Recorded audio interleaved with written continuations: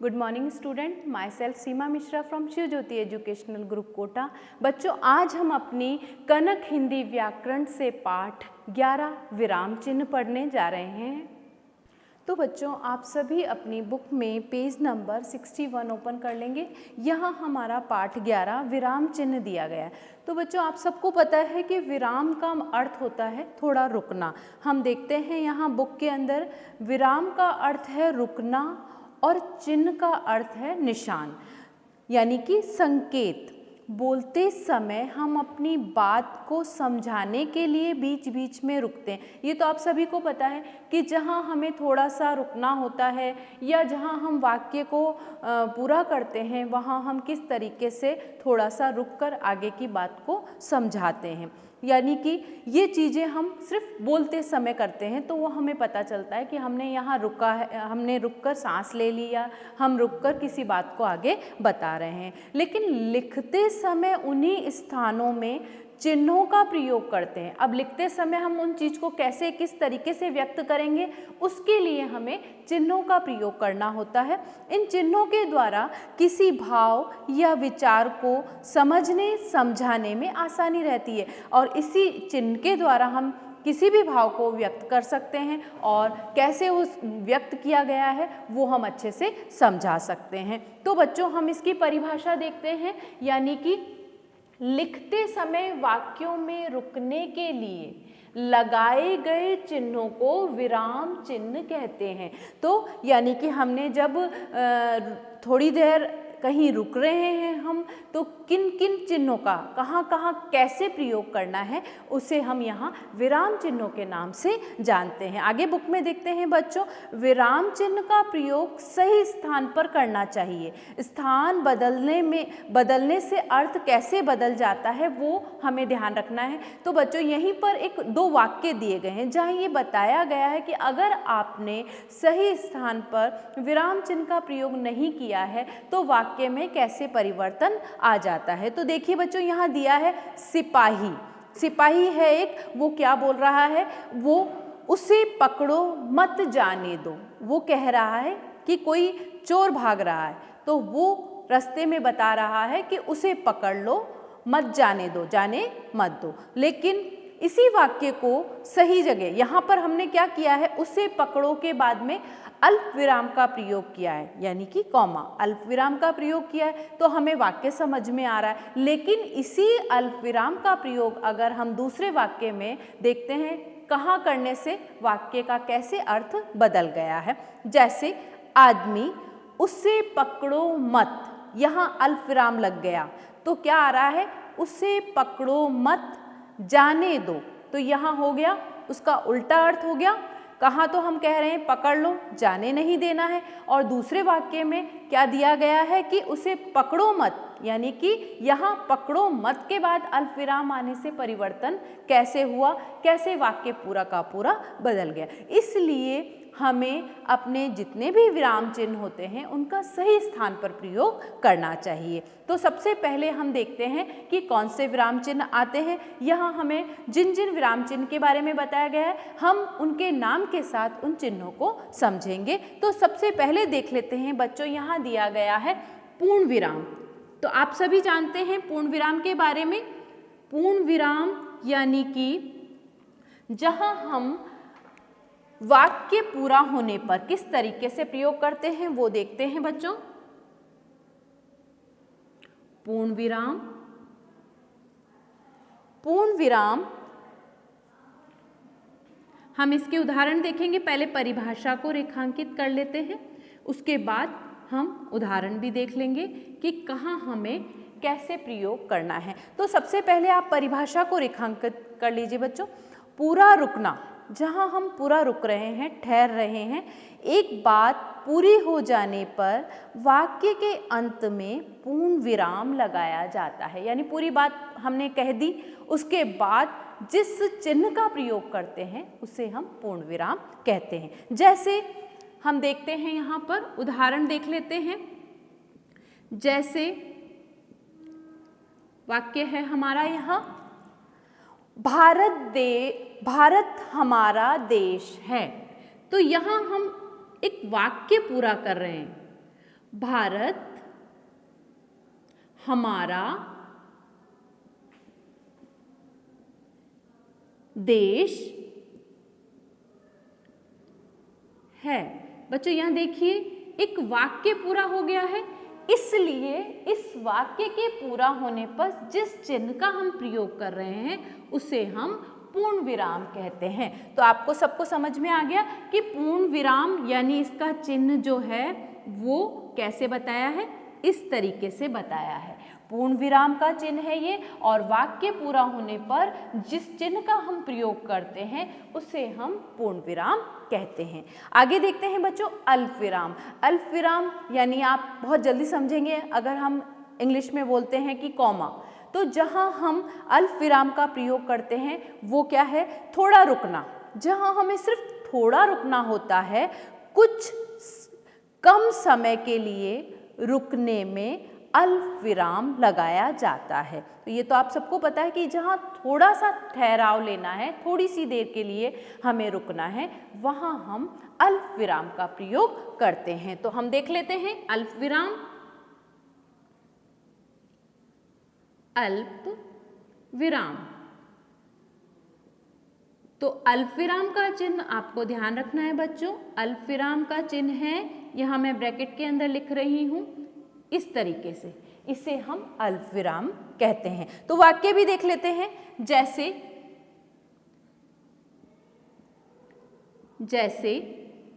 वाक्य देख लेते हैं। राजा, रानी और सिपाही जंगल में पहुंच गए। राजा के बाद थोड़ा सा हमने क्या लिया है, अल्प विराम लिया है, तो वहां हमने किसका प्रयोग किया है, अल्प विराम चिन्ह का प्रयोग किया है। तो यहाँ देखते हैं हम, आपकी बुक का उदाहरण है ये। राजा, यहाँ हमने थोड़ा सा ठहराव लिया है और हमने अल्प विराम का प्रयोग किया है। तो राजा, रानी और सिपाही, क्योंकि हमने यहाँ और लगाकर वाक्य को पूरा कर दिया है, तो यहाँ आगे हमें इस बात का ध्यान रहेगा कि हमने कहाँ पर अल्प विराम का प्रयोग किया है। सिपाही जंगल में पहुंच गए। जंगल में पहुंच गए। तो बच्चों यहाँ हमने जिस चिन्ह का प्रयोग किया है वो चिन्ह है हमारा अल्प विराम। हमें इस बात का ध्यान रखना है कि कहाँ हमें अल्प विराम और वाक्य पूरा होने पर पूर्ण विराम का प्रयोग करना होता है। तो आगे बढ़ते हैं बच्चों। इसी प्रकार से हमें कुछ चिन्ह और दिए गए हैं, उन्हें भी देख लेते हैं। आप अपनी बुक में पेज नंबर 62 ओपन करेंगे। अब आ जाते हैं बच्चों हम प्रश्नवाचक। प्रश्नवाचक, ये तो आप सभी को पता है कि हम जहाँ प्रश्न करते हैं वहाँ हम प्रश्नवाचक चिन्ह का प्रयोग करते हैं। ये आपको विशेष रूप से ध्यान रखना है बच्चों कि अगर आपने कहीं प्रश्न पूछा है यानी प्रश्नवाचक शब्द का प्रयोग किया है तो आपको प्रश्नवाचक चिन्ह अवश्य लगाना है, वरना उस वाक्य को ये बता ही नहीं पाएगा वो वाक्य कि आपने वहाँ प्रश्न किया है या आपने उसे सिंपल वाक्य में लिखा है। अगर आपने शब्द का प्रयोग किया है प्रश्नवाचक वाक्य का तो आपको चिन्ह का प्रयोग अवश्य ही करना होगा। तो हम देखते हैं परिभाषा। प्रश्न पूछने के लिए वाक्यों के अंत में प्रश्नवाचक लगाया जाता है। तो ये आपको समझ में आ ही गया है कि हमें अगर कहीं प्रश्न पूछना है तो हमें वाक्य के अंत में क्या करना होगा, प्रश्नवाचक चिन्ह लगाना होगा। और प्रश्नवाचक चिन्ह के बारे में तो आप सभी जानते हैं, हम जहाँ भी क्वेश्चन मार्क करते हैं या क्वेश्चन पूछते हैं तो वहाँ हमें उस चिन्ह का प्रयोग अवश्य करना चाहिए। तो हम यहाँ देख लेते हैं बच्चों कि किस तरीके से हमें प्रश्नवाचक चिन्ह का प्रयोग करना चाहिए। तो सबसे पहले आ रहा है आपका प्रश्नवाचक, यहाँ देख लीजिए। इससे पहले हमने पूर्ण विराम और अल्प विराम के बारे में जाना, अब हम जानने जा रहे हैं प्रश्नवाचक। तो प्रश्नवाचक चिन्ह ये तो हम सभी जानते हैं कि प्रश्नवाचक यानी कि क्वेश्चन मार्क किस तरीके से लगाया जाता है। हम इसका एक उदाहरण भी देख लेते हैं बच्चों, ताकि ये याद रहे कि कहाँ प्रश्न करने के बाद हमें प्रश्नवाचक चिन्ह का प्रयोग करना है। जैसे यहाँ दिया गया है, माउंट एवरेस्ट पर माउंट एवरेस्ट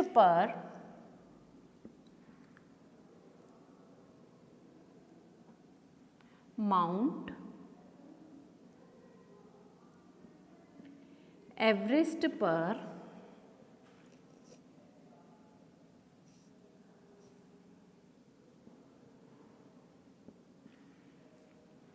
ये जो आपका उदाहरण दिया है उसे आप देख लीजिए, आपकी बुक का है। एवरेस्ट पर चढ़ने वाली पहली महिला, यहाँ वाली पहली महिला, स्त्री, और यहाँ हमने किसका प्रयोग किया? कौन थी, यानी कि कौन शब्द का प्रयोग किया है, और कौन शब्द हमारा क्या है? प्रश्नवाचक शब्द है, और इसलिए हमने यहाँ प्रश्नवाचक चिन्ह का प्रयोग किया है। तो इस तरीके से बच्चों आपको ध्यान रखना है, अगर हम कहीं भी प्रश्नवाचक शब्द का प्रयोग कर रहे हैं तो हमें प्रश्नवाचक चिन्ह का अवश्य ही प्रयोग करना चाहिए। आगे देख लेते हैं बच्चों, विस्मयादि सूचक, ये हमने पढ़ा भी है और हम जानते भी हैं कि हम कैसे अपने मन के भावों को प्रकट करने के लिए एक चिन्ह का प्रयोग करते हैं। तो यहाँ आपको बताया है, खुशी, शोक, घृणा, आश्चर्य आदि मन के भावों को बताने वाले वाक्यों या शब्दों के अंत में प्रश्न सूचक क्या लगाया जाता है? चिन्ह लगाया जाता है। जैसे हम देख लेते हैं, विस्मय सूचक चिन्ह क्या होता है? विस्मय यादि सूचक, विस्मयादि सूचक चिन्ह। तो ये चिन्ह कैसा होता है? ये चिन्ह आपको इस तरीके से इसका प्रयोग करना होगा। इस चिन्ह को हम ऐसे बनाते हैं। तो हम देख लेते हैं, जैसे उदाहरण के तौर पर एक वाक्य देखते हैं जहां हमें क्या लगाना है? विस्मयादि सूचक चिन्ह का प्रयोग करना है। जैसे हम ले लेते हैं, हे राम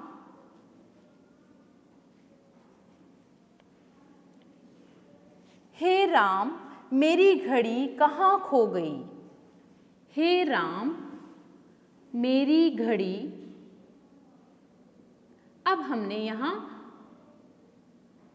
कहाँ खो गई। अब देखिए बच्चों, यहाँ क्या ध्यान रखना है हमें? यहाँ ये ध्यान रखना है कि हमने कहाँ शब्द का प्रयोग किया है, क्योंकि कहाँ शब्द से हम प्रश्न कर रहे हैं, लेकिन यहाँ हमने हे शब्द का भी प्रयोग करा है, जो हमें क्या बता रहा है कि हम वो हैं, हैरान है, परेशान है। तो हमने यहाँ पर हे राम शब्द का प्रयोग करके विस्मयादि सूचक चिन्ह का प्रयोग कर लिया है। लेकिन हम यहाँ पर क्वेश्चन मार्क यानी कि प्रश्न भी कह रहे हैं, प्रश्न भी पूछ रहे हैं, तो यहाँ हमें क्या लगाना है? प्रश्नवाचक चिन्ह का भी प्रयोग करना है। तो यहाँ आ गया आपका, मेरी घड़ी कहाँ खो गई। और इस तरीके से आपको क्या प्रश्नवाचक चिन्ह का भी साथ में प्रयोग करना है। तो यहाँ हमने देखा बच्चों कि किस तरीके से विस्मयादि सूचक चिन्ह का हम प्रयोग करेंगे, कैसे हमारा वो चिन्ह बिल्कुल हमें ध्यान रहेगा, ठीक है। और उसके बाद अगर हम प्रश्न करते हैं तो प्रश्नवाचक चिन्ह, और अगर हम वाक्य पूरा करते हैं तो पूर्ण विराम चिन्ह का प्रयोग करते हैं। आगे देख लेते हैं बच्चों, यहाँ कुछ और चिन्हों के बारे में दिया गया है, उन चिन्हों को भी जान लेते हैं। ये कौन कौन से चिन्ह हैं उन्हें भी देख लीजिए, ताकि आपको ये याद रहे बच्चों कि किस तरीके से हम इन चिन्हों का प्रयोग कहाँ कहाँ करते हैं, क्योंकि इन चिन्हों की पहचान हमें ये बताती है कि हम वाक्य को कहाँ पर किस चिन्ह के द्वारा पूर्ण कर रहे हैं। तो उन चिन्हों को भी हम जान लेते हैं।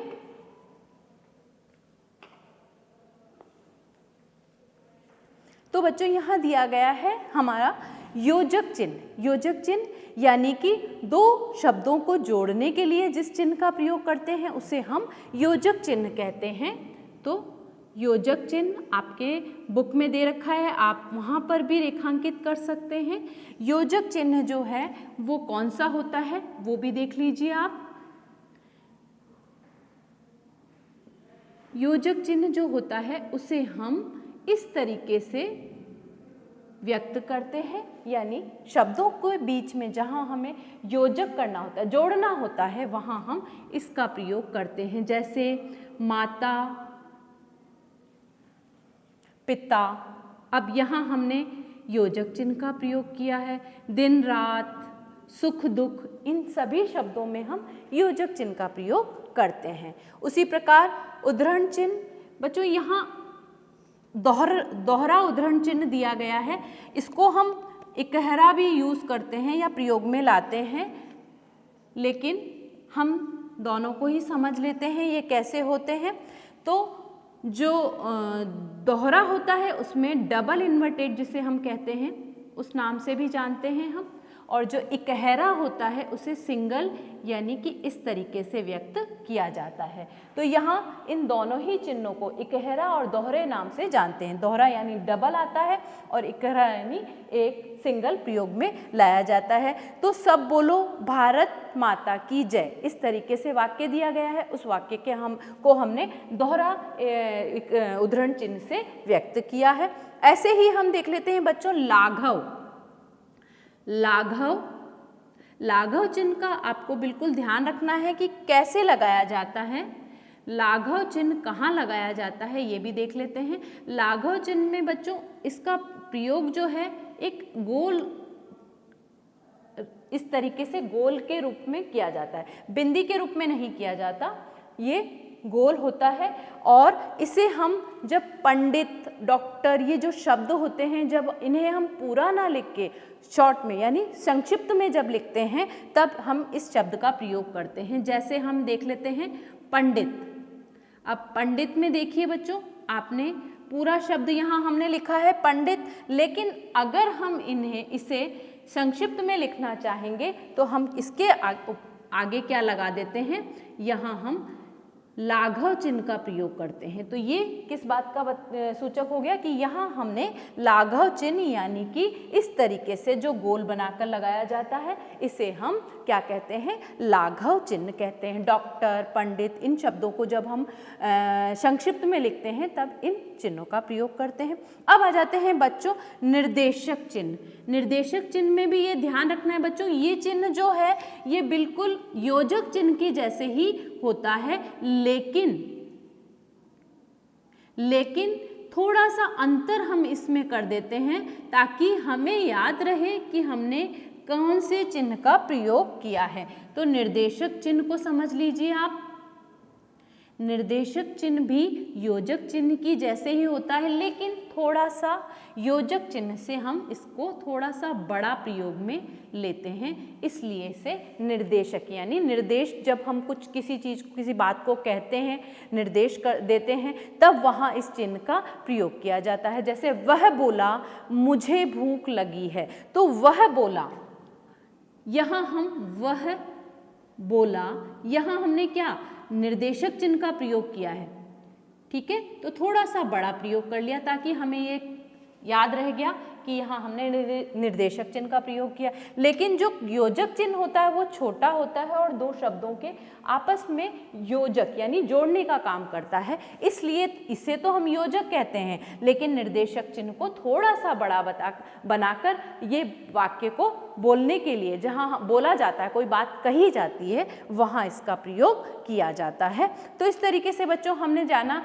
कि हमारे कौन कौन से चिन्ह दिए गए हैं और इन चिन्हों को हम कहाँ कहाँ कैसे प्रयोग में लाते हैं। तो अब आ जाते हैं बच्चों हम पुस्तक कार्य पे, बुक वर्क पर।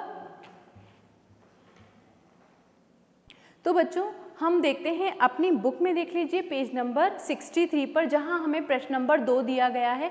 नीचे लिखे वाक्यों को पढ़िए तथा सही विराम चिन्ह लगाइए। यानी हमें वाक्य दिए गए हैं और इस तरीके से हमें बॉक्स दिए गए हैं जहां हमें सही विराम चिन्ह का प्रयोग करना है। तो हम क देखते हैं, बच्चों ने मिलकर नीम। अब यहाँ हमें बॉक्स दिया है और साथ में वाक्य देखिए, आम और अमरूद के पेड़ों में पानी डाला। अब आप यहाँ देखिए बच्चों कि यहाँ जो वाक्य है इसके अंदर हमें थोड़ा सा क्या लेना है, विराम लेना है, ठहरना है। तो हमने नीम के बाद में हमने किसका प्रयोग किया है, अल्प विराम का प्रयोग किया है। तो हमने अल्प विराम चिन्ह लगाया, आम और अमरूद के पेड़ों में पानी डाला के बाद में भी हमें क्या दिया है, बॉक्स दिया है, यानी कि हमें यहाँ पर भी चिन्ह का प्रयोग करना है। तो जब वाक्य पूरा हो जाता है तो वहाँ हम पूर्ण विराम का प्रयोग करते हैं। तो हमने यहाँ पूर्ण विराम चिन्ह का प्रयोग किया है। इसी प्रकार ख में देखिए, यह किस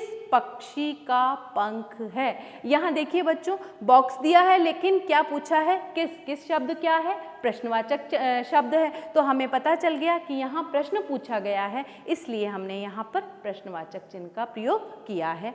ग में देखिए, माँ ने कहा सदा सच बोलो। यहाँ 2 बॉक्स दिए हैं। अब मैंने कहा था किसी बात को जब कहते हैं तो हम किस चिन्ह का प्रयोग करते हैं, निर्देशक चिन्ह का प्रयोग करते हैं। तो यहाँ हमने निर्देशक चिन्ह का प्रयोग किया है, हम शब्दों को नहीं जोड़ रहे हैं। अगर हम शब्दों को जोड़ते तो यहाँ हमारा योजक चिन्ह होता, लेकिन किसी बात को कहने पर जिस चिन्ह का प्रयोग किया जाता है उसे हम निर्देशक चिन्ह कहते हैं। सदा सच बोलो, यहाँ हमें पूर्ण विराम नहीं मिला है तो हमने यहाँ पूर्ण विराम लगाया और वाक्य यहाँ पूरा कर दिया। उसी प्रकार घ में देखिए, मैं माता पिता का कहना मानता या फिर मानती हूँ।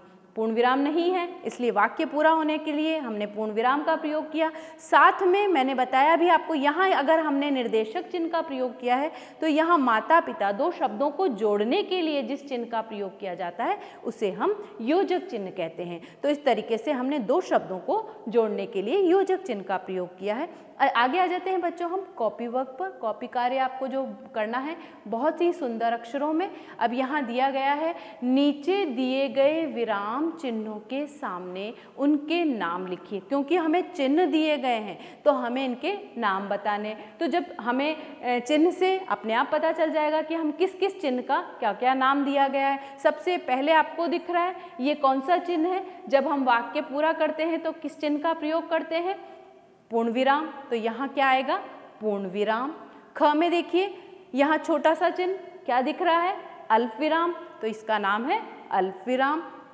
ग, यहाँ देखिए ये बहुत छोटा है, अगर थोड़ा बड़ा होता तो हम इसे निर्देशक कहते, लेकिन छोटा है इसलिए इसे हम योजक चिन्ह का नाम देंगे। तो यहाँ आएगा योजक चिन्ह। घ में देखिए दिख रहा है हमें प्रश्नवाचक, तो यहाँ आ गया प्रश्नवाचक चिन्ह। ड़ में देखिए ये कौन सा है, विस्मयादि सूचक, तो विस्मयादि सूचक इसका नाम है। च, अब यहाँ देखिए बच्चों, क्योंकि दोहरे हैं, 2 दिए गए हैं इसलिए हम इसे उद्धरण चिन्ह कहेंगे। 2 होने पर हम इसका नाम दोहरा भी बोल सकते हैं, लेकिन हम सिर्फ उद्धरण चिन्ह भी इसको लिख सकते हैं। तो इस तरीके से बच्चों इन चिन्हों के नाम हम बता सकते हैं और लिख सकते हैं। आप सभी अपनी कॉपी में इस कार्य को बहुत ही सुंदर अक्षरों में करेंगे। तो बच्चों आज हमने पाठ पढ़ा विराम चिन्ह, जहां हमने देखा कि किस तरीके से हमें इन चिन्हों का प्रयोग करना चाहिए। धन्यवाद।